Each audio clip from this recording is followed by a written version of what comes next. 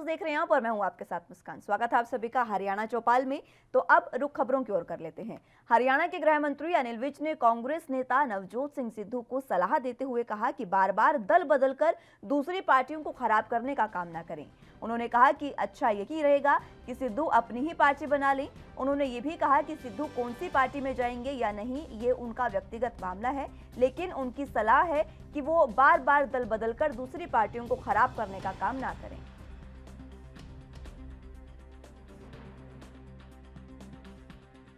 देखो, सिद्धू कौन सी पार्टी में जाएगा, कौन सी में नहीं जाएगा, ये उसका व्यक्तिगत मामला है। लेकिन मेरी उसको राय है कि वो बार बार अलग अलग पार्टियों में जाके पार्टियों को खराब ना करे। अच्छा ये है कि वो अपनी अलग से ही पार्टी बना ले। हरियाणा के गृह मंत्री अनिल विज ने प्रदेश में अब तक हुए वैक्सीनेशन के आंकड़े जारी कर दिए हैं। साथ ही उन्होंने प्रदेश में कोरोना की संभावित तीसरी लहर के मद्देनजर की जा रही तैयारियों के बारे में भी जानकारी साझा की है। वैक्सीनेशन लगाने का आज 1 करोड़ का टारगेट पूरा कर लिया गया। इसके लिए मैं अपने सारे स्वास्थ्य विभाग को मुबारकबाद देना चाहता हूँ, जिन्होंने इसमें पूरी मेहनत की है। इसमें 1 करोड़ में से लगभग 4 लाख हेल्थ केयर वर्कर्स को लगाया गया, 3.5 लाख फ्रंट लाइन वर्कर्स को वैक्सीनेशन लगाई गई है। 60 साल से ऊपर वालों को, क्योंकि ये इसी हिसाब से सैंक्शंस मिली हैं केंद्र से, 60 साल से ऊपर वालों को 26 लाख लोगों को ये वैक्सीनेशन लगाई जा चुकी है। 45 से 60 साल वालों को 26,60,000 को वैक्सीनेशन लगाई जा चुकी है। और 18 साल से लेके 44 साल तक वाले जो हैं 38,27,000 लोगों को वैक्सीनेशन लगाई जा चुकी है। ये बहुत बड़ी अचीवमेंट है और ये हमारा कार्यक्रम इसी प्रकार जारी रहेगा जब तक कि हम हर हरियाणा वासी को वैक्सीनेशन नहीं लगा देते। अगर संभावित, जैसे कहा जा रहा है, 3rd वेव आती है तो उसके लिए हमने पूरी तैयारियां उसके लिए की हैं। हमने प्रदेश स्तर पर भी मॉनिटरिंग कमेटी बना रखी है और मैंने सभी उपायुक्तों को कहा है कि जिला स्तर पर भी इसके लिए मॉनिटरिंग कमेटीज बनाएं, उसमें सभी उच्च अधिकारियों को रखें और IMA के रिप्रेजेंटेटिव्स को भी उसमें रखा जाए। 2nd वेव में सबसे ज़्यादा दिक्कत ऑक्सीजन की आई थी, तो हमने फैसला कर लिया हम अपने सब अस्पतालों में ऑक्सीजन प्लांट्स लगाने जा रहे हैं और हमने आदेश जारी कर दिए कि प्राइवेट अस्पतालों को भी जो 50 बेड से ऊपर के हैं उनको कंपल्सरी अपनी आवश्यकता के अनुसार अपने अस्पतालों में ऑक्सीजन प्लांट्स लगाने पड़ेंगे। ऑक्सीजन के मामले में हरियाणा को हम पूरी तरह से आत्मनिर्भर बनाना चाहते हैं। हर बेड जो होगा हमारा अस्पताल का वो ऑक्सीजन बेड होगा। हम जो पाइपलाइन है हर बेड तक लगाने के हमने आदेश जारी कर दिए। और जो मैन पावर है, जितनी भी रिक्तियां हैं, चाहे वो डॉक्टर्स की हैं, चाहे नर्सिस की हैं, चाहे MPHW की हैं, या कोई भी जो भी पोस्ट खाली हैं, उन सब को भरने के भी आदेश जारी कर दिए। दिल्ली और हरियाणा के बीच चल रहे पानी के विवाद पर हरियाणा के मुख्यमंत्री मनोहर लाल ने कहा कि दिल्ली के मुख्यमंत्री अरविंद केजरीवाल को विज्ञापन का शौक है और उच्चतम न्यायालय ने जितनी मात्रा निर्धारित कर रखी है उतना पानी हम हरियाणा वासी जो हैं वो दिल्ली को दे रहे हैं। पानी की आवश्यकता तो हरियाणा को भी कम नहीं है। मुख्य रूप से जहां हरियाणा की 2 करोड़ 90 लाख आबादी है तो वहीं दिल्ली की आबादी 2 करोड़ है। इस लिहाज से हमें उनसे 1.5 गुना ज्यादा पानी चाहिए। इसी के साथ सीएम ने कहा कि यमुना से हमें 2000 क्यूसेक पानी मिलता है। जिसमें से हम 1050 क्यूसेक पानी दिल्ली को दे रहे हैं। मुख्यमंत्री गुरुग्राम में जिला लोक संपर्क और कष्ट निवारण समिति की मासिक बैठक की अध्यक्षता करने के बाद मीडिया से बातचीत कर रही थी, जिस दौरान उन्होंने ये सब बातें कही।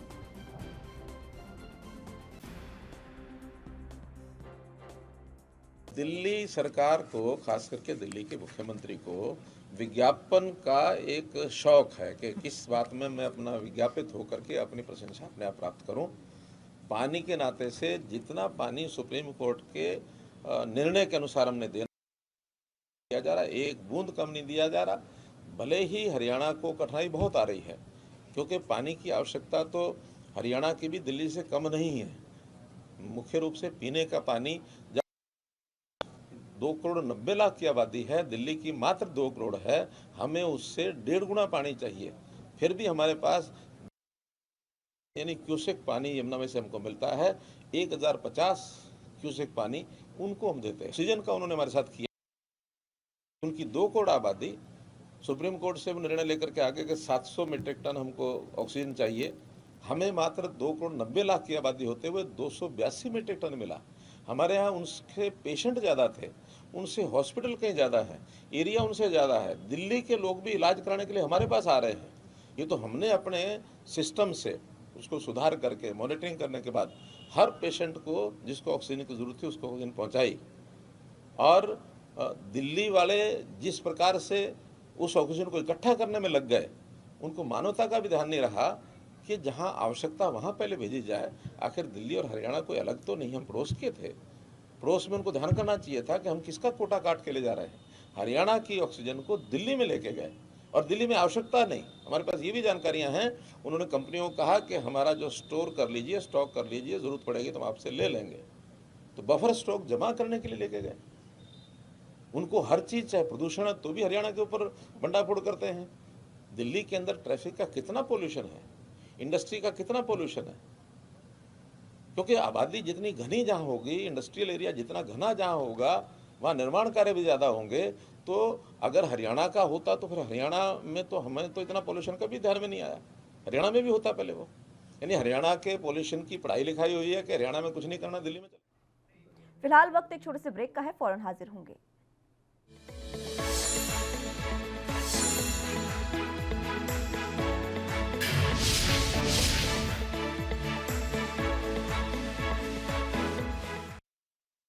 ब्रेक के बाद एक बार फिर से स्वागत है आप सभी का। रुख अगली अहम खबरों की ओर कर लेते हैं। एजे प्लॉट आवंटन ईडी मामले में हरियाणा के पूर्व मुख्यमंत्री भूपेंद्र सिंह हुड्डा की हाईकोर्ट से अब उन्हें बड़ी राहत मिली है। पंजाब और हरियाणा हाईकोर्ट ने भूपेंद्र सिंह हुड्डा को एजेएल प्लॉट आवंटन मामले में चल रहे ईडी केस में स्टे के ऑर्डर दिए हैं और एजेएल प्लॉट आवंटन मामले में हरियाणा और पंजाब हाईकोर्ट ने हरियाणा की विशेष ईडी कोर्ट की कार्रवाई पर स्टे लगा दिया है। अब इस मामले में हाईकोर्ट में अगली सुनवाई 18 अगस्त को होगी। बता दें कि पंचकुला स्थित हरियाणा की विशेष ईडी कोर्ट में पूर्व मुख्यमंत्री भूपेंद्र सिंह हुड्डा पर एजेएल प्लॉट आवंटन मामले में सुनवाई चल रही है। काबिले जिक्र हो कि एजेएल प्लॉट आवंटन मामले के दूसरे मुख्य आरोपी रहे एजेएल हाउस के चेयरमैन मोतीलाल वोरा की मौत हो गई है, जिसके बाद अब अकेले हुड्डा जो हैं वो आरोपी बचे हैं।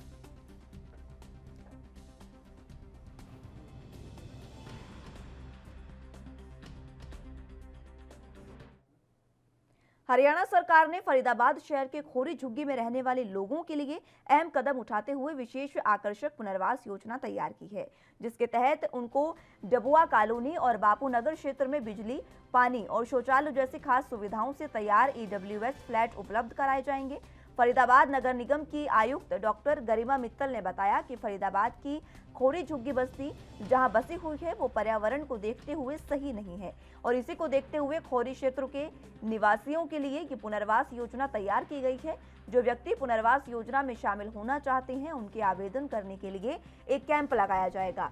उन्होंने बताया कि फरीदाबाद के लकड़पुर खोरी क्षेत्र के जिन निवासियों को पुनर्वास योजना में शामिल किया गया है उनके लिए जो मानदंड निर्धारित किए गए हैं उसमें 3 डॉक्यूमेंट को मुख्य तौर पर शामिल किया गया। इनमें आवेदनकर्ताओं के परिवार की आय 3 लाख रुपए वार्षिक से अधिक न हो और परिवार के मुखिया का नाम हरियाणा की बड़खल विधानसभा क्षेत्र की वोटर लिस्ट में 1 जनवरी 2021 के अनुसार दर्ज होना चाहिए।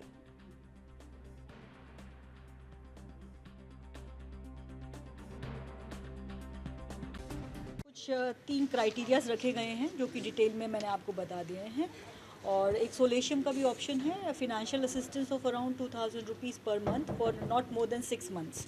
तो जिन भी लोगों का एलिजिबिलिटी बनेगा उनको सोलेशियम दिया जाएगा, और उसके बाद उनको EWS के हाउसेस जो है अलॉट करने का एक ऑप्शन रखा गया है। 3 नियम आपने बनाए, कौन कौन से नियम हैं और वो कौन लोग हैं जो अप्लाई वहाँ पर कर सकते हैं? देखिए, मैं आपको सेक्शन बी का सब सेक्शन ई पढ़ के बता रही हूँ। उसमें एक तो ये है कि जो एडल्ट अर्निंग मेंबर या हेड ऑफ़ फैमिली हो, उसका वोटर लिस्ट में नाम हो बड़कल कॉन्स्टिट्यूएंसी में कंसर्न्ड एरिया में स्टेट ऑफ हरियाणा, और वो दिल्ली NCT का वोटर ना हो। दूसरा, उसका हरियाणा स्टेट में 1 जनवरी को परिवार पहचान पत्र बना हो। तीसरा, उसका एडल्ट अर्निंग मेंबर या हेड ऑफ़ फैमिली का इलेक्ट्रिक कनेक्शन हो DHPVN की तरफ से हरियाणा में। और ये तीनों कंडीशन में से कोई भी अगर एक कंडीशन फुलफ़िल करता है और उस परिवार का जो इनकम है वो लेस देन 3 लाख रुपीज़ होता है, तो उसको EWS के लिए हम एलिजिबल मानेंगे। हमारे जो पॉइंट नंबर D है उसके अंदर पेमेंट ऑफ सोल्यूशन का ऑप्शन है। ये पूरा डॉक्यूमेंट मैंने आपको प्रोवाइड कर दिया है, और मैं चाहती हूँ कि आपके थ्रू ये पब्लिक डोमेन में जाए। तो इसमें क्लियरली लिखा है कि solution of around of 2000 rupees per month will be paid to the eligible residents. जो भी लखड़पुर खोरी झुग्गीस के एलिजिबल रेजिडेंट्स होंगे उनको 2000 रुपये महीना मिलेगा, ताकि वो अपने लेवल पर रेंटल अरेंजमेंट्स कर ले, जब तक कि EWS flats at Dabua colony and Bapu Nagar are made habitable by MCF but not exceeding 6 months.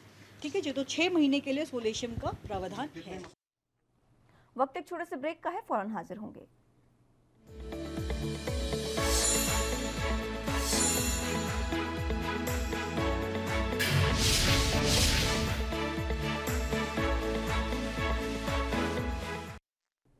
Break के बाद एक बार फिर से स्वागत है आप सभी का। रुख अगली अहम खबरों की ओर कर लेते हैं। हरियाणा में कांग्रेस प्रदेश अध्यक्ष कुमारी शैलजा लगातार प्रदेश सरकार को घेरने में जुटी हैं, और इसी कड़ी में उन्होंने हाल ही में एक बयान दिया था जिसमें उन्होंने कहा था कि अगर सरकार ने किसानों का मसला जल्द ही नहीं सुलझाया तो कांग्रेस प्रदेश स्तरीय आंदोलन करेगी। अब इसी पर पलटवार करते हुए हरियाणा के गृह मंत्री अनिल विज ने कहा कि कांग्रेस ने किसान आंदोलन के कंधे पर बंदूक रखी है, किसानों के कंधे पर बंदूक रखी है, और यही तो कांग्रेस ही कर रही है जो कुछ भी हो रहा है। वहीं पंजाब में बीजेपी नेताओं के साथ किसानों की ओर से की जा रही मारपीट पर विज ने कड़ी प्रतिक्रिया देते हुए कहा कि ये महात्मा गांधी का देश है, यहाँ हिंसक आंदोलनों को इजाजत नहीं दी जा सकती। शैलजा ऐसे बोल रही है, पहले भी तो कांग्रेस ही कर रही है। ये तो किसानों के कंधे के ऊपर बंदूक रखी हुई है, कांग्रेस ही कर रही है जो कुछ कर रही है। देखिए, अब ये जो आंदोलन है, अब ये दिन प्रतिदिन हिंसक होता जा रहा है, और महात्मा गांधी के देश में हिंसक आंदोलनों को मारुति सुजुकी हरियाणा में एक और बड़ा प्लांट स्थापित करना चाहती है, और इसी के लिए कंपनी ने प्रदेश सरकार से सोनीपत जिले के खरखोदा में 900 एकड़ से ज्यादा जमीन मांगी है। उप मुख्यमंत्री दुष्यंत चौटाला ने जेजेपी प्रदेश कार्यालय में पत्रकारों से बातचीत में ये जानकारी दी है कि आने वाले दिनों में स्टेट बॉडी की बैठक बुलाकर, नेशनल एग्जीक्यूटिव की बैठक बुलाकर एक तो मेंबरशिप ड्राइव और पूरे प्रदेश में चलाई जाए, साथ लगते हुए प्रदेशों के जो संगठन की जिम्मेवारियां दी हैं उन प्रदेशों में भी संगठन का विस्तार किया जाए। मैं रणदीप सुरजेवाला जी को कांग्रेस में शायद इकलौता पढ़ा लिखा व्यक्ति मानता हूँ, और अपने जवाबदेही के अंदर भी बड़े अच्छे डिक्शनरी से शब्द निकाल कर तल्ख विलख करते रहते हैं। मैं इतना बोलना चाहता हूँ कि फैक्चुअली वो पूरी तौर पर गलत है। और दूसरी चीज है, गाड़ी की R&D कहीं भी जाए, अगर हमारे यहाँ नंबर ऑफ व्हीकल मैन्युफैक्चरिंग कम हो रही है तब तो हम मानते हैं कि प्रदेश में खतरा है। आज आपके कैमरे हैं, ये कोई चाइना में प्रोडक्शन चल रही होगी, उसको जापान में शिफ्ट कर देंगे, मगर चाइना वाले प्लांट को तो नहीं बंद करेंगे। एक मॉडल के शिफ्ट होने से, जो कि आज के तौर पर पूरी तौर पर तथ्य गलत है, मैंने मारुति में उस बारे में बात करी है। कोई भी प्रोडक्शन शिफ्ट नहीं हो रही, सिर्फ उनकी टेक्निकल टीम को शिफ्ट किया गया है, क्योंकि वहाँ R&D की यूनिट जो सेट। फरीदाबाद के सिविल अस्पताल बादशाह खान से डॉक्टरों की बड़ी लापरवाही सामने आई है, जिसके चलते एक गर्भवती महिला की डिलीवरी अस्पताल की पार्किंग में ही करवानी पड़ी।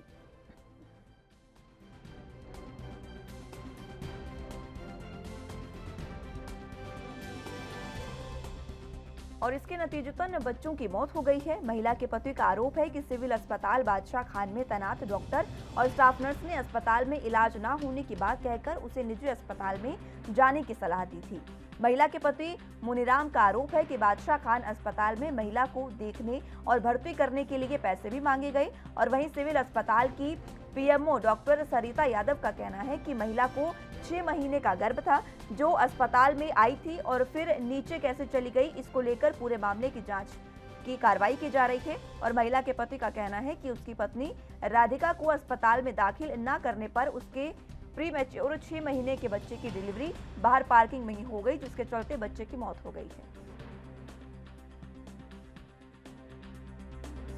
बल्लभगढ़ हॉस्पिटल में कार्ड बना रखा था और वो डेली में रिजर्व करके टेम्पो से जाता था और डेली चेक करवा रहा था, सही था। प्राइवेट में भी चेक करवाए कल भी, और वहाँ भी गए कि वो होने वाला है। तो बोला कि नहीं सब कुछ ठीक है और बाद में आना। अच्छा, फिर भी आज भी गए, 2-3 बार गए और पूरा दिखा लिए। बोला कि धड़कन बंद हो गया बच्चे के, वहाँ बिके चले जाओ और यहाँ पर लौट के आना नहीं, देखूँगा नहीं। फिर मैं यहाँ आया और यहाँ आया तो दवाई ववा लिखे और मैं पैसे बोला कि दे दूंगा। 2-3 रोज पैसे मांग रहे थे। यहाँ कितनी देर इंतजार करना पड़ा तुम्हें? 2 घंटे से मैं हूँ अभी। अच्छा। जल्दीबाजी में आया, ये रोड हो रही थी, वहाँ बोला ये बच्चे तो गया और बीबी भी तुम्हारा मरेगा, प्राइवेट में दिखाओ या तो बीके दिखाओ। तो कागज में लिख दिया। मैं यहाँ पर भर्ती कराने आया, 2-3 रोज पैसे भी मांग रहे थे, तो मैं बोला पैसे भी दे दूंगा। कितने मांग रहे थे? मैं बोला 2-3 हज़ार रुपये मैं दे दूंगा, जैसे और कुछ बोलेंगे तो। मेरे संज्ञान में भी आया है कि कल ऐसा हुआ है कि कोई एक मल्टी ग्रेविडा जिसके पहले 3 बच्चे हैं, उसको 6 महीने का प्रेगनेंसी थी, जिसमें IUD था, जो कि मतलब पेट में ही उसका बच्चा ऑलरेडी एक्सपायर हुआ हुआ था, जैसे कि अल्ट्रासाउंड रिपोर्ट में था। और वो वार्ड में उधर गई थी और उसके बाद वो अपने एडमिट होने से पहले ही वो नीचे चली गई और मल्टी ग्रेविडा होने की वजह से ही उसका वहीं पर ही उसकी डिलीवरी हो गई। इसकी मैं जांच करा रही हूँ कि किस लिए उसको किन कारणों से वहाँ भेजा गया, और ऐसे किसी सामान के लिए पेशेंट को कभी नहीं भेजना चाहिए, जिसकी मैं जांच करा के फिर ही बता पाऊँगी। हरियाणा के गुरुग्राम के घाटा गांव के पास आज अलसुबह 4 बजे पुलिस और बदमाशों के बीच मुठभेड़ हो गई और इस एनकाउंटर में पुलिस ने 2 बदमाशों को चित कर दिया है। 2 1-1 लाख के बदमाशों को यहां पर चित किया गया। दरअसल पुलिस की फायरिंग में दोनों बदमाशों के पैर में गोली लगी है, जिसके बाद दोनों ही आरोपियों को इलाज के लिए दिल्ली रेफर कर दिया गया। गौरतलब हो कि सेक्टर 39 CIA ने दोनों शातिर अपराधियों को पकड़ने के लिए जाल बिछाया था, जिसके चलते ये कार्रवाई की गई।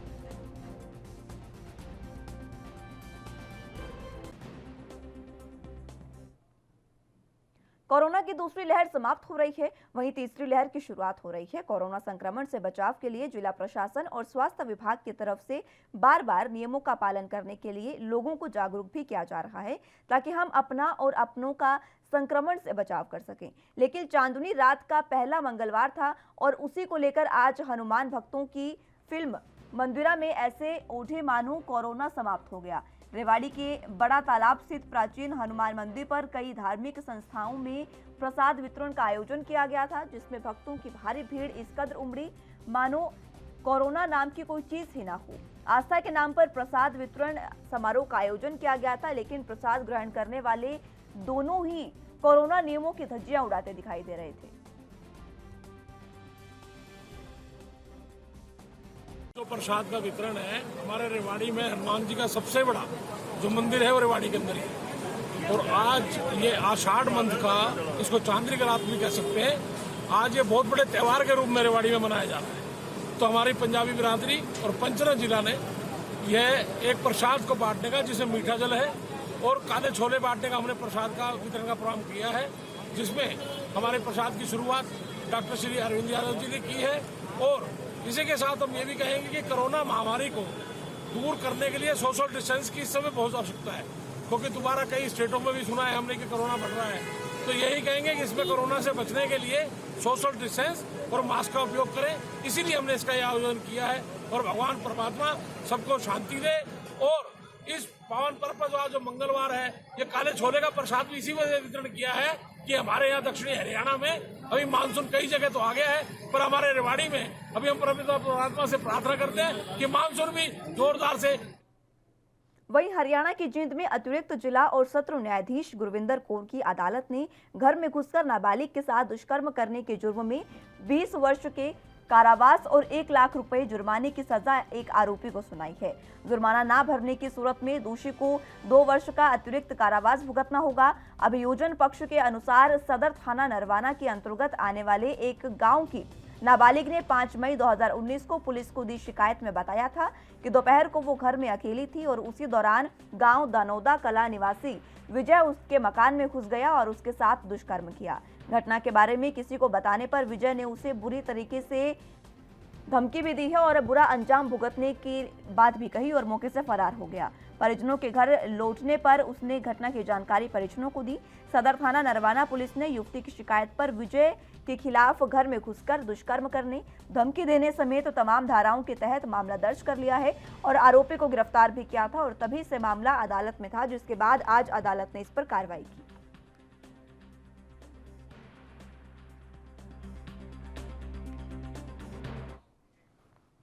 हरियाणा के गृह मंत्री अनिल विज और एसपी अंबाला द्वारा चलाए गए नशा मुक्ति अभियान का असर अब प्रदेश में दिखने लगा है और इसी कड़ी में अंबाला CIA 2 पुलिस ने यमुनानगर के पुराने हमीदा निवासी को 2 ट्रक ड्राइवर्स को इस दौरान 1 किलो अफीम की खेप के साथ गिरफ्तार किया है।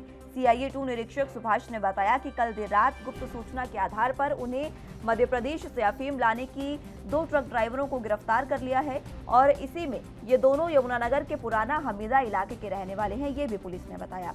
उन्होंने बताया कि शुरुआती पूछताछ में इन्होंने मध्य प्रदेश से अफीम लाकर पंजाब और हरियाणा सप्लाई की बात कबूली है।